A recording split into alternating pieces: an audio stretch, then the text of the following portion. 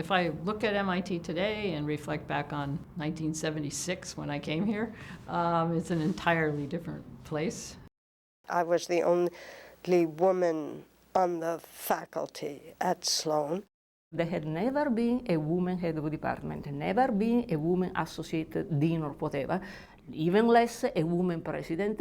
I was of an age and status, I guess, where I was asking for very, very little, and I was old enough to realize I wasn't asking for anything compared to what most people had, and I couldn't get it, and that was what finally really made me understand that I couldn't escape this problem. Nancy Hopkins became conscious that it was harder for women to do well at MIT. Is there something about their gender that is getting in the way of their being taken seriously? I sat down one day and wrote a letter to President Vest, and I said, you know, there's a terrible chronic problem in this institution. I'm sure you don't know about it, because if you did, you'd certainly want to fix it. And so I described some aspects of what I thought was discrimination against women, preventing them from doing science the way they should be able to. And I showed it to a friend of mine. He said, you can't send that to the president of MIT. He won't know what the heck that means. He'll throw it right out, and he'll think badly of you, whatever. So I thought, okay, I'll run this by a woman scientist, another woman, and ask her what she thinks and make sure it's not offensive and won't offend President Vest. So I chose a person who was a very successful scientist, but I didn't know very well because I wanted a very objective opinion of whether this was a polite, reasonable letter. I asked her to read it. She reads the letter. She says, I'd like to sign this letter, and I'd like to go with you to see President Vest because I agree with everything you've said here. And I said, you do?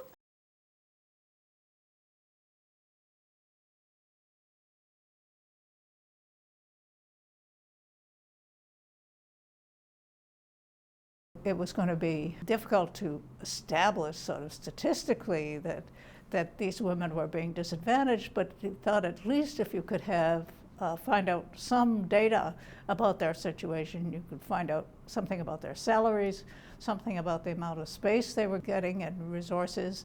We decided to ask for a committee that would gather the data in a very systematic way and try to explain to the dean so he could understand it, so he could fix it. I distinctly remember the journey to the dean's office. We had no idea what was going to happen, but he listened. Bergeneau appointed a committee with one woman from each of the departments except math, and he couldn't appoint a woman from math because they didn't have one. It was great to have men as members of the committee because they were with us on this. Women with the ability to do great things should be given the opportunity to do great things. And there shouldn't be any distinction or any hindrance to that. Nancy famously had a tape measure which she took and actually measured square feet of spaces. It was really amazing to watch her in action. We presented this to our dean, to the provost, to the president. What came out of that study was the feeling of a kind of pattern of systematic minimizing of the role of women, particularly after they got tenure. My main goal was, how can we make this a report so we can get it out to the faculty? And Lottie read it and he said, this must be published. I asked the chair of the faculty to send it to the president and see if he wanted to write something to go with it, because we didn't want MIT to look as if they'd been blindsided, because they hadn't. We'd worked with them. We wanted to work with them. What I said was approximately this. I said, I've always believed that gender bias in universities is part perception and part reality. And from this report, I've learned that it's mostly reality.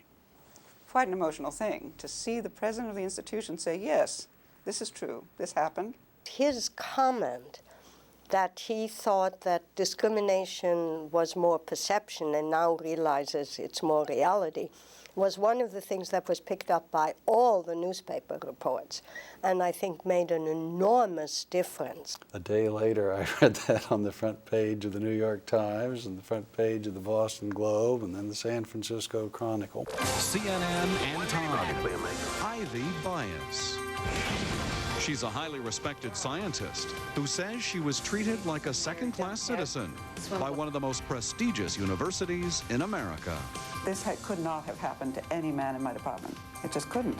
And Professor Nancy Hopkins' complaints led to an unlikely confession. MIT acted the way you want institutions to behave. And they acted the way as scientists and engineers particularly want to behave. Here are the facts. This is what we understand to be the truth. We have to stand by it, and we take the consequences, what they are. It took a lot of courage to do what Chuck Vest did. He did the right thing in a very simple way. There were a couple of days in which Nancy and I were literally getting 1,000 or so messages a day. I've never, ever experienced anything like this. They came first from all over the country, universities. Then they started coming from researchers and companies. Then they started coming from overseas. And they all said the same thing. This is my story. What we did not imagine was that the response would have been so open, so transparent, and so positive. The effect of the report, I think, went way beyond anything that I had expected. Clinton invited Nancy Hopkins to the White House. It put gender on the table. I mean, it had never been talked about. It recommended that there be more equitable salary distribution. It recommended that women be put on all the search committees. Increase the number of women, give women responsibility, put women in position of power, put women in committee, change the way in which you do searches without biases. I think what we accomplished was showing that there can be mechanisms for change that don't have to be threatening to an institution. There are ways to deal with these kinds of things openly, and that's where Chuck Vest was so incredibly courageous.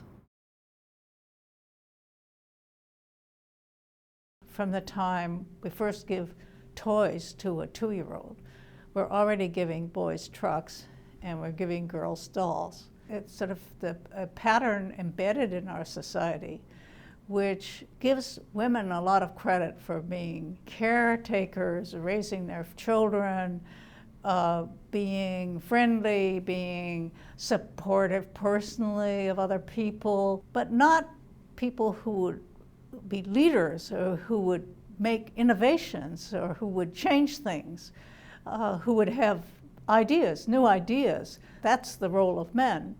And I think that this rather subtle discrimination between men and women is something that every woman, and when he thinks about it, every man, is probably aware of.